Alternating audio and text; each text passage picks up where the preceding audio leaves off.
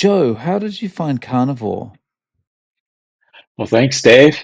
Glad to be back. Appreciate you bringing me on again. Carnivore. I guess what happened was, I was like 100 pounds overweight. Just taking blood pressure pills. Probably we could call it pre-diabetic for sure. You know, um, my ankles were swollen, and you know, I remember sitting on my couch thinking, "Oh my God, I feel old." It was a place I didn't like being, and I was going through videos, YouTube, and somehow, like in my past, I've done vegan and vegetarian and juicing, and so it makes sense why this came up in my feed. When I was doing that, I had lower blood pressure, I had lower weight, but I had a bunch of aches and pains. Um, but didn't know why, honestly. But I did that for a couple of years. My vision actually deteriorated. I had to take Advil all the time. I was doing half marathons and 5Ks, and my ankles were swelling up. I had all kinds of issues with my joints, etc. Right? And so fast forward, I gave up, started eating food again, standard American diet, gained 100 pounds over. And on YouTube, uh, Dr. Chaffee popped up. Plants are trying to kill you. And I thought, okay, what now? I didn't know where it was going to go, but I gave it a listen, and I was shocked because when they explain about oxalates and the joints and everything he mentioned, I related to it. I thought, oh my God, there's some truth to this guy, what he's saying. And somehow that all started ricocheting. All of a sudden, Dr. Ken Berry's coming up. Your videos came up, and zero carb life, etc. Right? And so Dr. Ken Berry really exposed about BB&E. So I probably spent a month watching all those videos and saying, okay, studied it, I guess, if you will, before I actually jumped into it. So, and I could tell you at that time frame, it was like end of December, January. I was watching all the videos, and first week of February, I dived in and I said, I'm doing this thing. That was February of 24. Um, yeah, I believe so. Yeah, Yeah, February 24th. That would be about right. Yeah. yeah. Um, and did you notice changes pretty much straight away? Oh my God, yeah. Uh, like in 3 days, my wife was tugging on me. She didn't think I was breathing anymore, and because I wasn't snoring. It's like, what are you doing? What are you waking me up for? You're not snoring? I didn't know if you were breathing. I'm like, yeah, I'm fine. So I bought a sleep app and I said, okay, put it on for like next 3 nights, and you know what? Didn't snore. That was the first thing. The second thing I noticed was I had the what do they call it, trigger finger, and I couldn't get this finger to pop up without it snapping up, and arthritis, I guess, if you will, and it was gone in 3 days. I couldn't feel it anymore. It was like it was normal. In fact, I'd wake up every day doing this just on purpose because I just couldn't believe. And then the next big thing that happened was blood pressure came down fairly quickly. Probably within about a week, I got into a normal range where I was comfortable enough to say, you know what, I'm done with the tablets. I let it get way down, weaned off of them slowly, and just said, okay, that's it. And today, I mean, I think yesterday my blood pressure was 110 over 64. Right? I mean, every day I'm in like the one teens. I go out for a 2 mile walk or even 3 miles. I come back home. Even I elevate, if I sit down a few minutes afterwards, it's like maybe 130, which you expect to be somewhat elevated. Mm. by that afternoon, it'd be like 108 or 110 again. It's amazing, you know? But doctors don't believe it, but Yeah, it must just be because you're eating less calories. That's what it is. yeah, that's what they said. Well, yeah, well, gosh, you lost weight, right? But your LDL's still high. Like, oh, man, you know. But God, there were so many benefits. Snoring, um, no, no pains, no aches and pains. You know, sleeping well. Um, I think the coolest thing was I ride a motorcycle, and you know, feel good when I come home, go for a ride. But let's say stop a little hard, something happens, maybe twist ankle or something, or I'm walking and ankle twist. I'll notice maybe a little soreness. And then in the past, in my old life, like when I was running or whatever, I'd have to pop Advils for like 3 weeks straight, six a day, like candy, to get the swelling down, get a wrap around it, put ice around it, get it to control itself. I woke up with the ankle hurting. I left it by about noon. It was gone. Usually in hours, it goes away. The soreness, like my body just, bam. All right, you're okay now. Let's go. It's like it blows my mind. That my body is actually healing itself. I'm getting older. I'm not supposed to be getting better, right? I'm supposed to be sicker. I'm supposed to be tied up on a couch for a while, and it's like, no, it's quite the opposite. I'm managing a couple jobs. I work out in my garage. I'm running. I'm walking. I'm doing all kinds of stuff. I'm as active as I was when I was 40. You know? It's amazing the changes that happen, and that happens so quickly. Yeah, yeah. And as time went on, it really, I think like anybody else being a human being, I dropped off a few times. Eating fruit, maybe too much fruit. I had a point of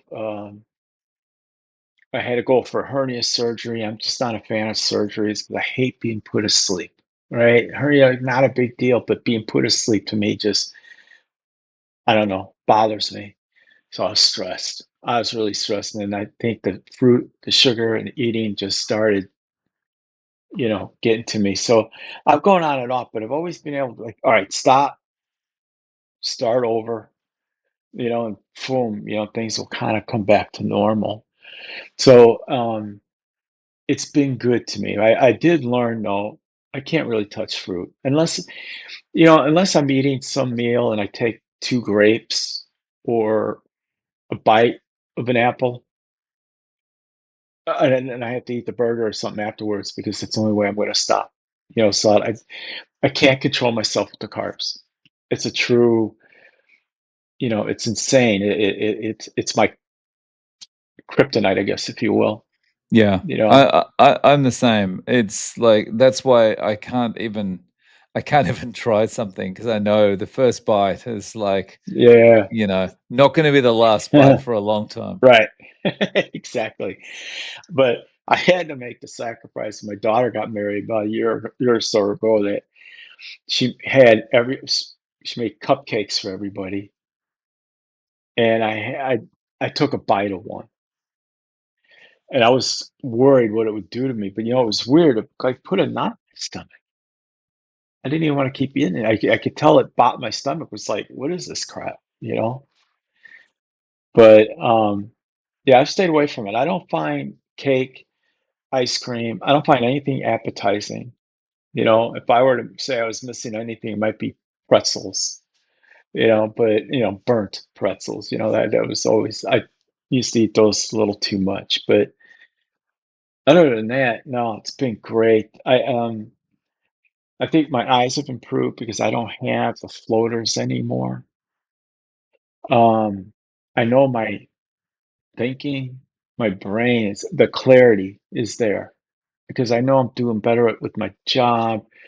I'm I have to usually do certifications and tests, and I'm finding myself that I'm testing better than what I used to. It used to be really difficult for me to do these tests and remember everything, and now I'm like, boom, flying right through them. It's a whole different focus. Um, I don't know. There's so many things that's happened that made like better. Um, the biggest challenge is my doctor. Any doctor. That I've learned a couple lessons, and my doctor was not familiar with low carb or carnivore. He thought it was a YouTube fad, and I kind of looked at him and I said, "Really? We've been eating like that for a million years. I mean, how? It's hardly a fad." But he didn't want to hear it, and I convinced him one day to finally give me a particle size test, talk to me about my triglycerides, and I want to know about my inflammation markers. And I never found out about those. He looked at the particle size, it didn't mean nothing to him. He said, "Yeah, they're bigger. You know, do you want to be on statins now?" No, you know, um, kind of that same old story. Um, but I've always felt good in the last 2 years. I've always felt amazing. Um, I think my attitude's been better. I think I probably was going through anxiety and I didn't realize I had. Um, it's just temperament's better. My temperament is much better. Right, right. And so everything has been good. Did you wanna talk about what's been happening recently? Yeah. Um,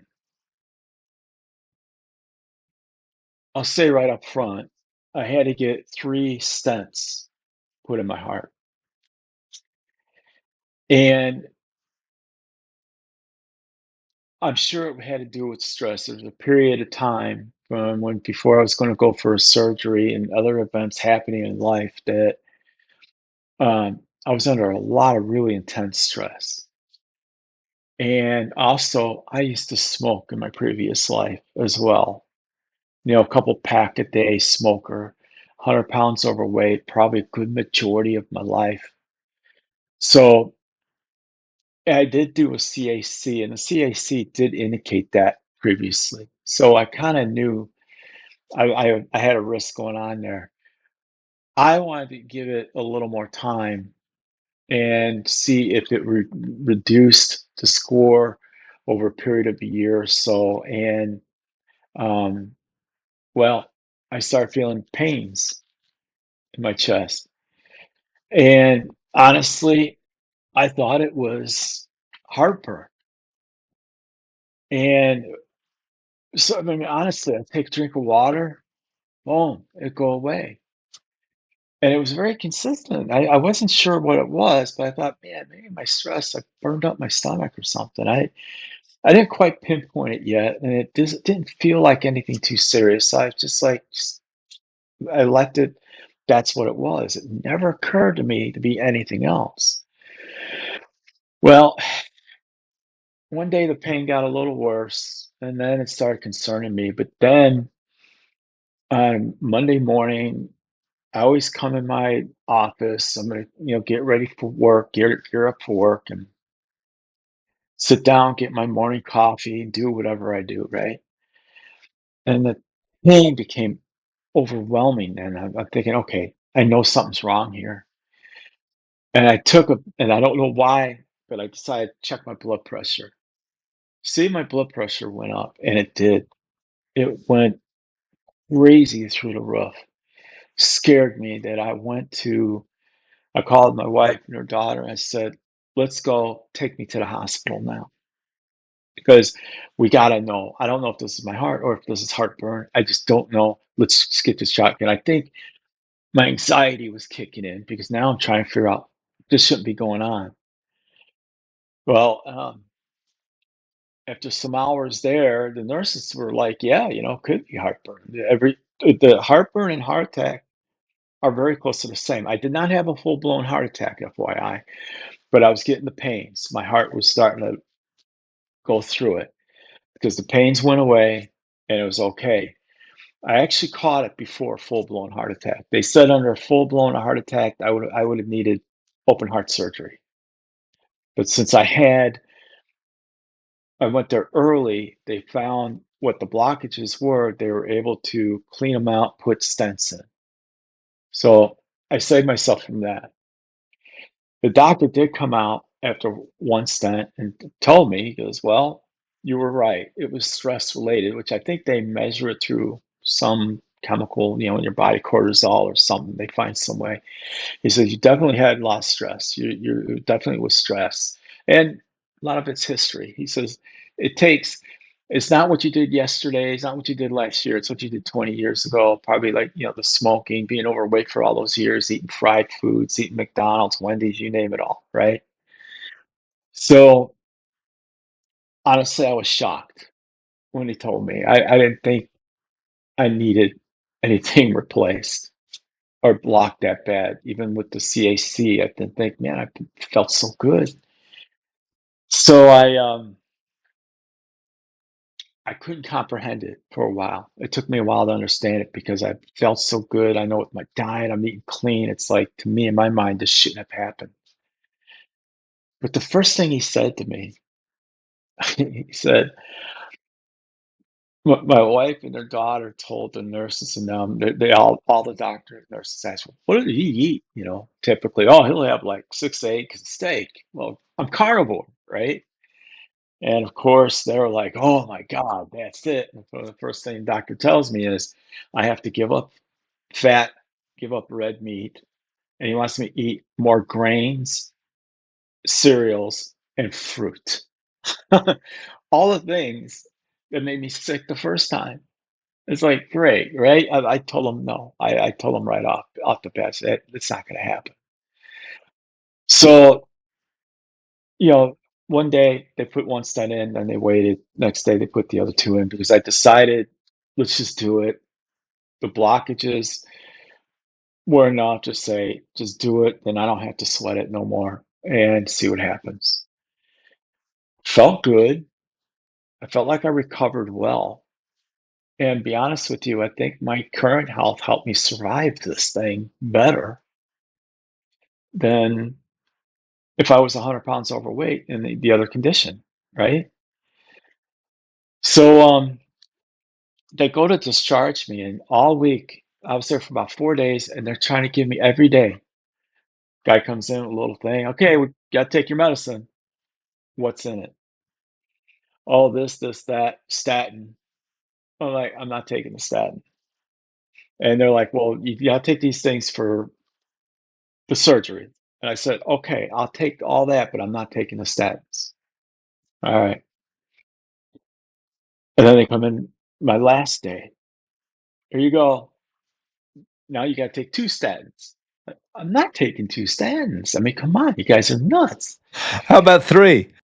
I know, right? They just keep cranking it up. And what they're telling me is, well, look, you already got heart disease, so you got to take statins now. I'm like, I've had it for 20 years, probably. What are you talking about? No, it didn't make sense. And then another doctor comes in, who I don't know, and says, all right, well, we're giving you two blood pressure medications. I'm like, for what? Well, you came in, your blood pressure was 180. I said, yeah, because something was going on with my heart. But I said, typically at home, and I have pictures on the phone, you know? I said, look, I'm like 120. I'm fine. No, no, you need to take two of them. It's going to relax your veins. It's going to do this. You're going to do that. I'm like, hey, okay. The day I leave, they give me a paper with 6 medications.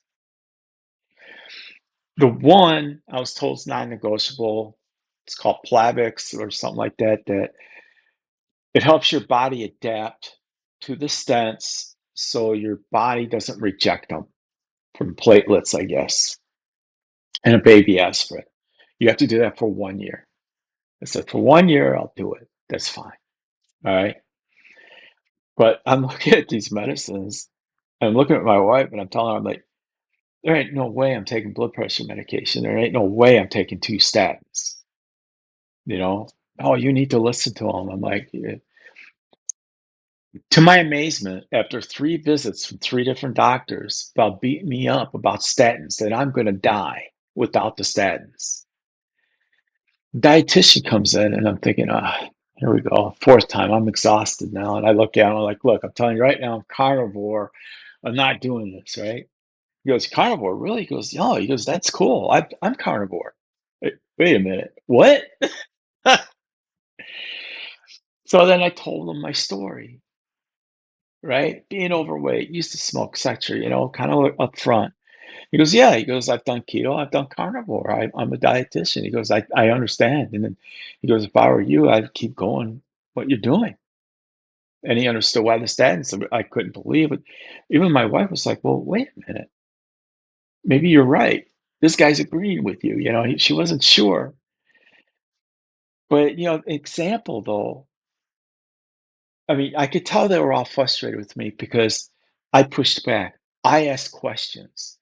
Whatever you're going to put in my mouth, whatever you're sticking in my arm, whatever you're doing to me, I asked them, "What's that for? What does it do?" I didn't let them do any. They didn't like that. The cardiac doctor, the cardiologist, I was asking him questions. He turned around and walked away from me. He didn't want to hear the questions. And I was supposed to follow up with him 7 days after I came home. No, I'm not talking to him. I, I've I've reached out to another cardiologist. But at this point, though, I'm thinking the nurses were beating me up, the doctors, the whole hospital. They were medical bullies about the statins. They didn't want to talk about my inflammation markers. They didn't know what they were. They didn't care about my AC1s, my A1C score. They didn't care. They didn't care. My blood pressure was low. All they know is I had the heart disease with the blockage. My heart was in good shape. Oh yeah, and the one doctor said, "Oh," he goes, "You need to take this other heart medication." I'm like, "Why?" "Well, your heart's slightly enlarged." I said, "Well, probably because I had high blood pressure for years." "Yeah, well, you need to have this blood pressure medication for that." I'm like, "I don't understand why." "Well, it helps relax your veins is the other one. This one helps your heart beat more efficiently." I said, "But my blood pressure be like 90 over 60. Why would you want that?" He goes, "Well, because your heart will move more blood. It'll be better for you." I'm like, he would never give me a good answer. But the 2 other doctors standing with him were getting frustrated because I kept pushing back. You know, I just they kept wanting to come over and step into my boundary and say, "No, you got to take them, else you're going to die." In fact, I asked him about Dr. Obadiah. I said, "Do you ever hear of Dr. Obadiah?" And this guy got up, and he's the internist, the internal medicine doctor, or whatever internal medicine doc guy. And you know what? We don't listen to podcasters. Blah blah blah blah blah. They have no credibility. I'm like, really? You don't know who he is, then, do you? Right? I mean, is he on YouTube? Sure, but this guy's got people from around the world coming to see him. You got to come up with, some cash to come up and talk to him. It's a la carte. He's top end. You don't even know who he is. She just blew him off as a podcaster. So I shouldn't take anything they say. He goes, "Look, the caveman didn't live long. Why do you think you would?" Like, that's your evidence? You know? And that's just in trying to leave the hospital. Mm. They don't like questions. I see the No. same in Japan. Like asking simple question and not just going, "Oh yeah, okay, I'll do that. I'll take that." Yeah. Just asking is about why or can you explain this or something like that. That to them is aggression. And Yes. it's very interesting because this kind of it parallels a little bit with Japanese culture. So Mhm. in Japanese culture, if well, in the if you get a Japanese English dictionary and you look up the word assertive, the definition in Japanese is aggressive, right? Okay. Because because Japan is like a harmonious kind of society and everyone just goes along to get along and all that kind of thing, right? If you're in a Mhm, business meeting, for an example, or you're in there with a doctor and you ask something assertively, right? mhm. That's classed as aggression because no one does that, right? Wow. And so this kind of Yeah. translates to the medical profession because assertiveness on behalf on the patient's side is seen as aggression because how dare you push back on my $100,000 medical degree? I've studied Mhm, for this. I mhm. went into debt for this. How dare you question Yeah, me? yeah. That's why I couldn't believe in that cardiologist turned around, walked away. Like, how dare I? Like, well, you know what? It's my body. I own it, right? I have to protect it now. I've learned, what these guys do. And, I mean, don't get me wrong. Do they do an amazing job here? Sure. I think they're great when it comes to accidents or these kind of emergencies. It's amazing what they can do. It's the aftercare and the nutrition. I mean, I didn't eat the hospital food all week.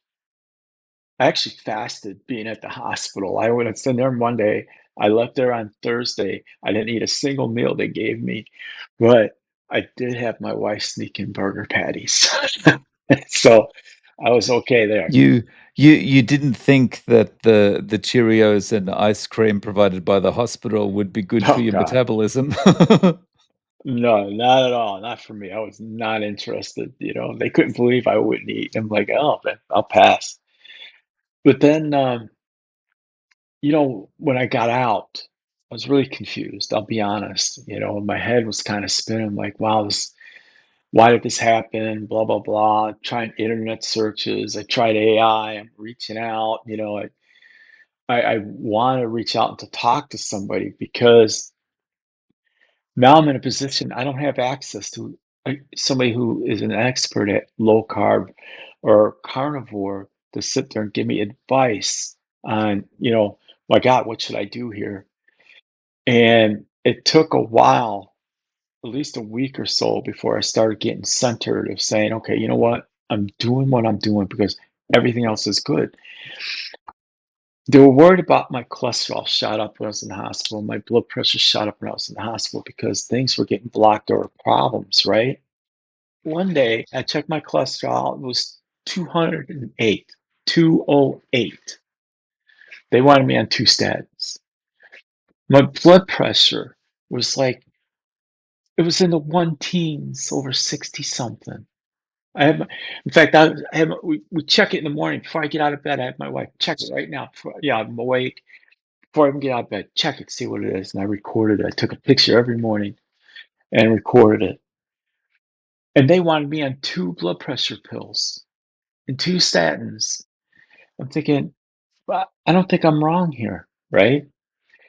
So after doing some research, watching videos, I forget the guy's name, but he was an older gentleman, like 70 years old. He lived out in the country or something. It was like a long ride for him to get to a hospital, but he gave up all his pills and he had the same problem. They wanted to give him two statins, two blood pressure medications, and his blood pressure was so low. He's getting up, he's dizzy, he's falling. I'm like, I refuse to do that. There is a quality of life issue here as well, right? I mean, oh my God, you're going to die. Take this pill.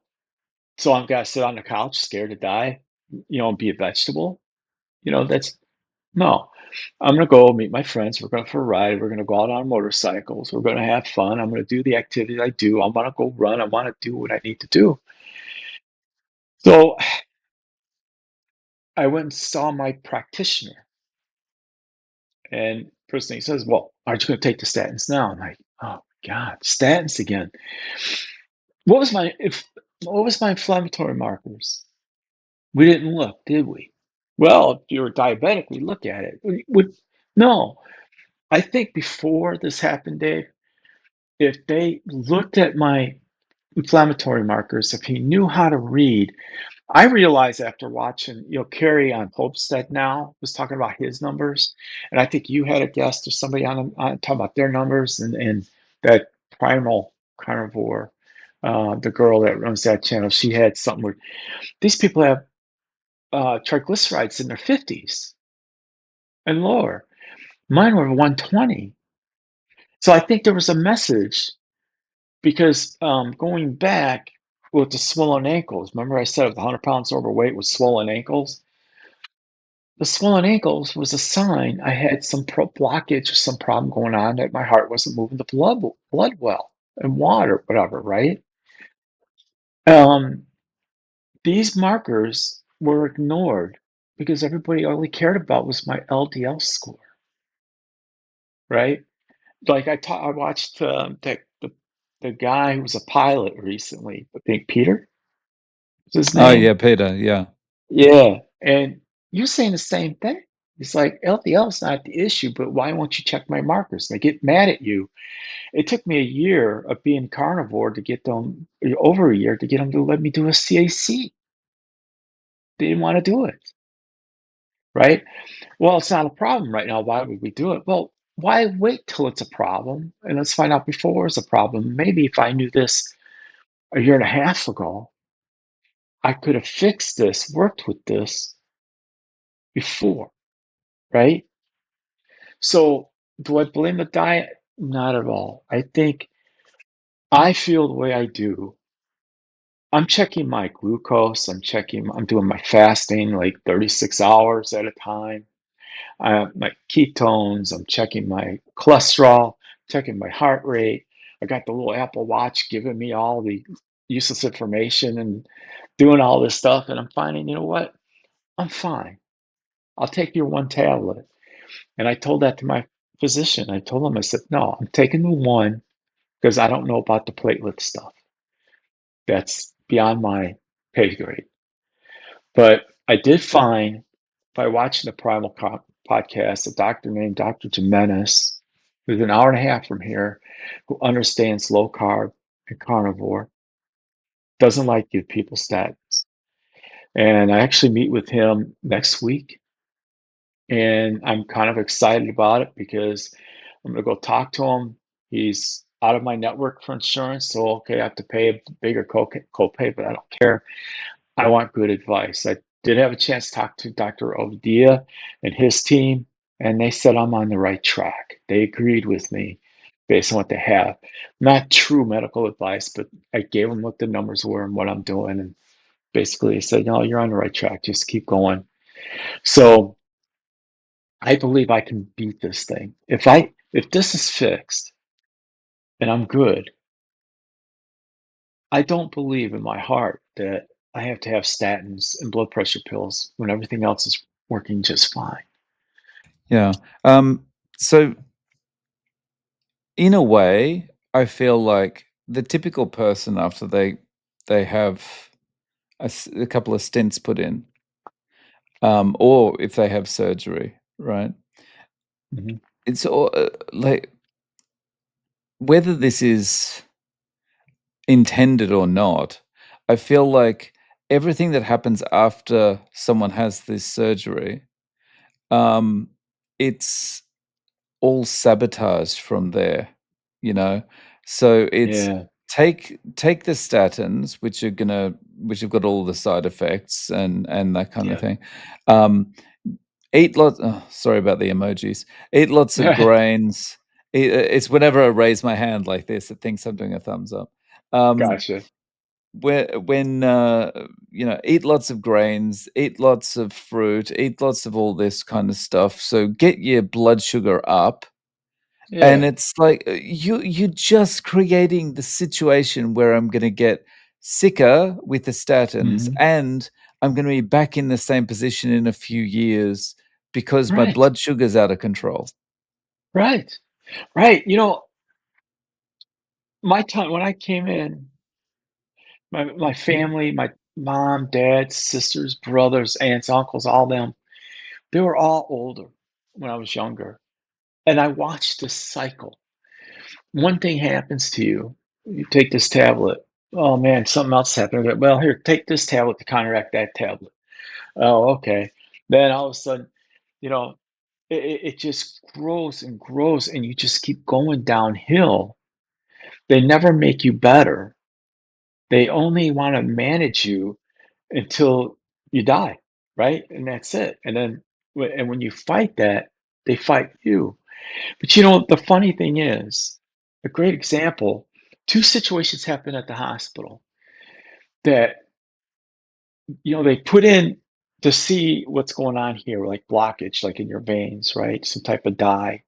And then they put a catheter in so they can see if something's going on there. Well, apparently, they took a test that I didn't realize. And a doctor comes in the room, he goes, we're worried about your kidneys. What? Yeah, well, your bladder and your kidneys. What do you mean? Well, the number was slightly elevated. What do you mean elevated? Well, it was higher than normal. No, no, no. How much was it elevated? Oh, 5 points. 5 points over. Okay, what does that mean? Well, don't you pee at night and bubbles, and don't you always have to get up and you have all these problems urinating? No. And you looked at me. No. Why would I have that? And then, well, could be that the medicine that when they, go through your heart, that they're probably it's known to elevate your kidney and your bladder. Don't Why are you assuming I have a problem, right? So just to clarify, basically, they're putting something into your body that effectively does something bad See, to your kidneys. Then they do a kidney test to go, "Hey, right. there's something wrong with your Your kidneys kidneys." are bad. Exactly. And they still are convinced that on my last day before I'm supposed to get out of there, they make me pee in a cup to check it again. What I did is I had my wife bring me in a bunch of water with the electrolytes in it. I was dehydrated. That raises my blood pressure, right? And it affects peeing and everything. They come with 1 cup of water a day. You got to beg for water. So I'm drinking like 4 bottles for like 2 days in a row, and I'm kicking them down. And then they have me take the test, and I'm like, wow, no, it's no problem. Your kidneys are normal. Like, really? And my blood pressure's going down. And they were willing to probably put you on a prescription before, like, Yeah, without actually doing it properly. right. Absolutely. And then they're saying, well, your blood pressure looks lower, but when you came, it was higher. So we want you to 2 pills. I'm like, but it's lower. You just checked it. It was 130 over 70 something. Well, it helps your heart beat better. Oh man, you're just making up shit. That's it. You're just making it up now. Sorry, I didn't mean to cuss. But the the second thing that happened, I'm waiting to go. I'm kind of antsy. I'm walking around. I want to go. Well, my wife, she's Filipino. She's not always comfortable with her English. So if someone's a stranger, she just doesn't talk to them. My friends, she'll talk to. Other people she talks to, but she don't know you. She's not just going to jump out and say, hey. So the nurse comes in with the big computer. There's this other lady coming in with this machine. They want to, she goes, we're going to take pictures on your legs. We're going to do an angiogram or whatever they call it, right? Like, why? Well, you're complaining you have pain in your legs and that you have blood clots. I'm like, I what? No, I don't. And they said, well, yes, you do. And she's getting mad at me. She goes, you're telling me you're not feeling any pain in your legs. Yeah. Well, you told the doctor and another person that you had it. In fact, your wife told the doctor that you have blood clots and pain in your legs. And we both look at her and she's like, she didn't say anything. I'm like, I felt no pain. And she's getting mad. So now she calls the doctor. Doctor, he's refusing the test. I said, and I spoke over her. I actually kind of got in her face. And the Japanese word, yes, now I'm being aggressive. I'm like, I'm telling you, I didn't tell no doctor or some woman that I had pain in my legs or I had blood clots. And I said, who was the woman? What does she look like? She describes her. Oh, blonde, blah, blah, such an age. She's a doctor. She's from this whatever corp or whatever, some other probably pharmaceutical company or whoever. I said, well, they're wrong. Well, he's refusing. Walks away with the car. So now I'm there 2 more hours. She comes back in the room. Okay, you're all ready to go. Here's your papers. You know, I'm like, wait a minute. Is that thing still on my record about the clots and my leg pain? She goes, there's another person in the room. She whispers it to me. No, that was another patient. Can you imagine? Now, if somebody didn't ask questions or push back, you could have had procedures done on you that weren't even for you. That's right. Like, this is just, you know, a discussion of the prime example why you have to take your health into your own hands. Absolutely. Absolutely. And the one message I would like to get across is question what they want to put in your body. Study, go look it up. I looked up every drug they wanted me to do and understand all the side effects, everything that they wanted, it would affect me. You know what? Control it, whether they like it or not, because I really don't care, right? But the hardest part is if you're going to be a person that's on carnivore, keto, you're low carb, and your numbers appear different to them because they're used to comparing you to sick people. And the one thing I would tell anybody out there, when they're handing me all the pills and the tablets, they're assuming I'm going to go home, eat a pizza, have a beer, have my cigar, watch football, and take my tablets and just be fat and happy. Okay? They don't understand that I'm very dedicated and loyal to this lifestyle. I'm not on a diet no more. It's my lifestyle. And I understand what's good for me and what affects me, what I can eat, what I can't eat. So get to know your body. Your body will tell you. It will give you the signals. Take control of your health. Don't let these people bully you into everything. And sometimes I believe some of them believe they're doing their best. I mean, the one nurse, she was very kind. She really believed cholesterol was the killer, and I explained to her, and she kind of looked at me surprised, but and part of her was listening, and then that dietitian, I think, threw her off too. So, you know, it's a fight, but it's difficult to find a doctor that's supportive, and that's where I'm at now, is finding a doctor that's supportive. And I thank God, Dave, that you and I've been able to talk with you and get a message out there and hopefully connect to others. And I'm actually, uh, I joined your membership and I'm looking at others to find a community, to find the support for your health and for who you are to help you through periods like this. Because otherwise, you're doing it alone, and it's kind of scary that way, you know, to know what decisions you're making, right? Because it's your life, right? Yeah, yeah, that's right. Um, so going forward, you talked about how you're doing some fasting and that kind of thing. So, like, is your eating now that you'll eat like not carnivore one day, fast for a day and a half, and then go back onto carnivore, that kind of thing? Yes. Yeah. I'm fasting because of what I've learned from Dr. Jimenez and listening to what he has to say and others, that what he really heals the body is the fasting. It's like a 36-hour fast once in a while, even a 72-hour fast. I've been doing a 36-hour once a week. And I'll try and go OMAD. Um, and sometimes I won't. Like today, yesterday, I just ate only daylight hours, only carnivore, burger, ribeye, eggs. My typical meal has been eggs. Usually I try to eat just the egg yolks. Sometimes I'll have scrambled just for fun, but I'll egg yolks, bacon, burger, steak. Uh, I'll just stay in that realm, and that's it. Um, I don't venture very out. I've done a little bit of the mustard, like Dr. Berry shows, that he makes, that type of thing, just to add a little touch on a burger once in a great while, cheese once in a great while. I'll probably never.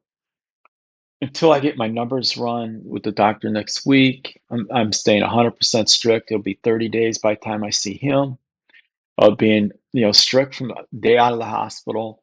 Well, I didn't even eat in the hospital. I fasted that whole time. Gosh, I probably 4 days.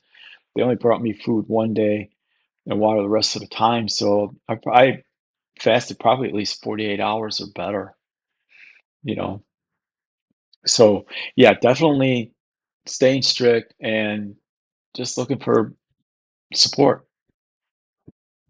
Yeah. So it's great news that you're going to see the doctor next week. I wonder, in a couple of months if you'd like to come back and just let us know how things are going and, you know, what the doctor said, that kind of thing.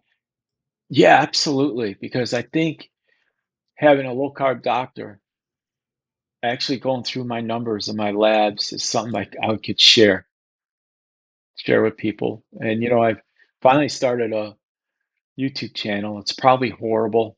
The videos are probably really bad. I don't have the equipment. I don't even understand how to make a thumbnail, but I put a couple out there. I'm going to put a couple more, and I'm going to help maybe detail that to see, just give people in a perspective of my journey of what I'm doing, right? And I just think maybe I like to help others because there was an instance where I was talking to my health insurance provider, and a woman told me, she goes, I'm like 150 pounds overweight. I said, why don't you try carnivore? And I gave her like your channel. I gave her Dr. Barry. I tell her, go look up because your channel is wonderful because people with real success stories. I got to say through this, Dave, is it was your interviews that when I got out of the hospital, I was just watching, binge watching to give me the clarity that I needed, that I know I'm taking the right direction because you've had people going through way worse than I have: strokes, heart attacks, cancers. I mean, God forbid, right? If they survive that, I can survive stents, the way I look at it, right? This isn't the worst thing in the world. It was scary to me. It's the worst thing that's ever happened to me, right? But yeah, your channel was a godsend because of that. Thank you for those interviews. Thank you for that. So if people want to find you on YouTube, it's Ancestral Carnivore. Yep, yep. And Okay, don't be too pressed with the videos yet. I haven't gotten there yet. Just awesome. content. I'll link to your channel in the show notes. Joe, thank you for coming on and letting us know how things are going. And let's talk again in a couple of months. Yeah. Absolutely. Absolutely. Thanks, Dave.